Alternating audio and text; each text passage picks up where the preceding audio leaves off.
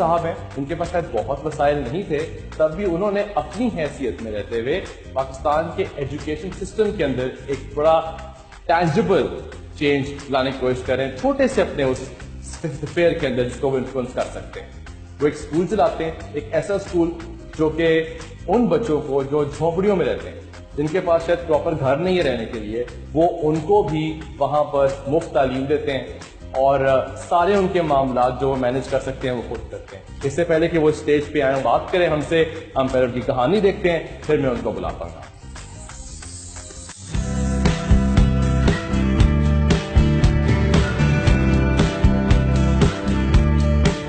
اتحاد فاؤنڈیشن ایک جگنو کی مانند ہے جو لاہور کے مختلف علاقوں میں غریب بچوں کو علم کے زیور سے آراستہ کرنے کا فریضہ سر انجام دے رہا ہے. اس ادارے کے خالق راجہ ظفر نے مستحق بچوں کی تعلیم و تربیت کو اپنی زندگی کا مقصد بنا لیا. ایک کے بعد ایک اسکول قائم کر لیے جن میں جھونپڑی میں رہنے والے بچے بھی علم کی اس شمع سے منور ہو رہے ہیں. ہمارا تعلیم کا جو شوق اور جو طریقہ ہے وہ بہت سارے مختلف ہے. لوگ جو اسکول بنا رہے ہیں وہ بناتے ہیں انکم کے لیے، میری یہ انکم نہیں ہے.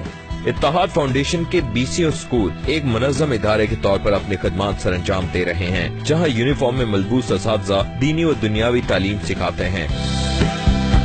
ہم چاہتے ہیں کہ ہم اسکول کو زیادہ ترقی عطا ہو اور بچوں کو آگے تک لے کے چلے تاکہ وہ بڑے ہو کے پاکستان کا نام روشن کر سکے.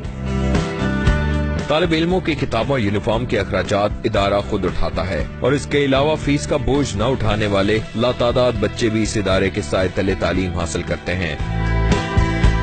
یہ بچے انشاءاللہ آپ چند سالوں میں 5-10 سال کے بعد دیکھیں گے، کوئی آرمی میں ہوگا، کوئی پولیس میں ہوگا، کوئی بینک میں ہوگا، کوئی انجینئر ہوگا. راجہ ظفر کا عزم اور اتحاد فاؤنڈیشن ایک مسلسل روشنی بکھیرنے والا مینار ہے جس کی کرن سے مزید شہر منور ہونے ہیں. ہمت اور علم سے محبت کا یہ سفر جاری رہنا ہے. ہاں جی، راجہ ظفر صاحب کو بلاتے ہیں.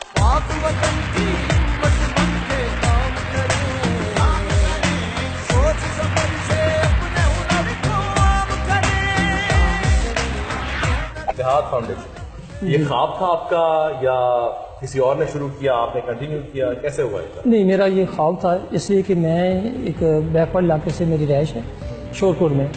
تو میں جب پڑھتا تھا تو میں تقریباً 25 کلومیٹر سفر کر کے جاتا تھا صبح اور شام. تو میری یہ خواہش تھی کہ میں بڑا ہو کے محنت کر کے اپنے اسکول بچوں کے لیے بناؤں. پھر میں 92 میں لاہور آ گیا. تو لاہور آ کے میں نے محنت کی، میں ایز اے الیکٹریکل کام سیکھا ہوا تھا. تو یہاں محنت کر کے پھر میں نے 2 اسکول زمین خریدی، اس میں 2 بلڈنگ بنائی. پھر میں بچوں کو وہاں سے تعلیم دے رہا ہوں.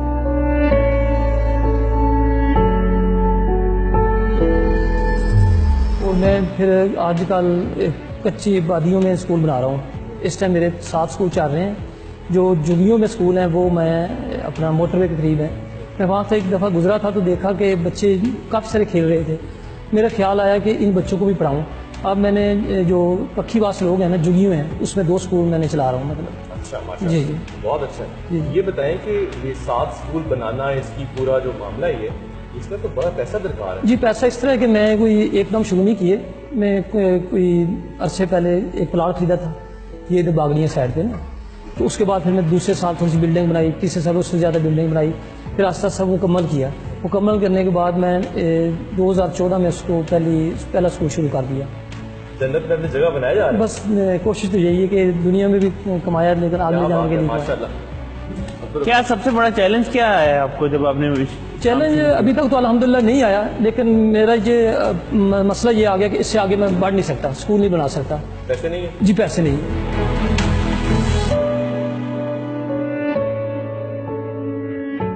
مجھے کبھی کبھی یہ لگتا ہے کہ جو کام اس ملک کے مخیر حضرات کو کرنا چاہیے وہ ہمارے دوست جیسے لوگ کر رہے ہیں. ہمارے سٹوریز یہاں پہ آپ نے جتنے لوگوں کو بلایا، جتنے لوگ آئے، میں صرف یہاں بیٹھ کے ایک بات سوچتا ہوں کہ وہ اس ملک کے ارب پتی کہاں پر ہیں جن کو اس ملک کے اسکول، کالجز، یونیورسٹیز اور ہسپتال چلانے چاہیے.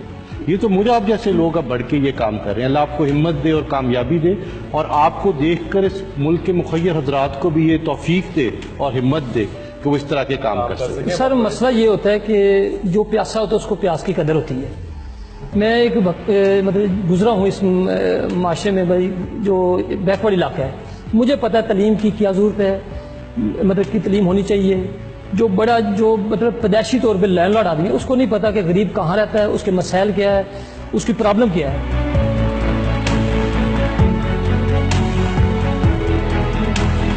کوئی اور سوال آپ پوچھنا چاہیں گے؟ ابھی تک یہ 7 اسکول ہیں، یہ مطلب بڑی امپریسو سٹوری ہے. اور ابھی تک 7 اسکول جو آپ ٹوٹل خود فنڈ کر رہے ہیں یا کوئی فیملی فنڈ ہے یا دوست کر رہے جی ہیں؟ میں تقریباً کوئی 3 سال تو میں اپنی جیب سے چلا رہا تھا. یہ 2-3 ماہ ہوئے کہ لوگوں کو جیسے آپ کو پتہ چلا، دوسرے دوستوں کو پتہ چلا، وہ تھوڑا بہت کوئی 50,000 20,000 میرے پاس فنڈ آ جاتا ہے، مطلب اس سے زیادہ نہیں آتا. علی کچھ کہنا چاہتے ہیں؟ بڑی آئی تھنک بڑی امپریسو اسٹوری ہے. اور میں بھی یہی سوچ رہا تھا کہ فنڈنگ وہ فیکٹ کہ آپ نے اتنے سالوں سے خود کی ہے. سر مشکل تو نہیں ہوتا، صرف اللہ پہ توقع رکھیں، اللہ کے نبی پہ توقع رکھیں.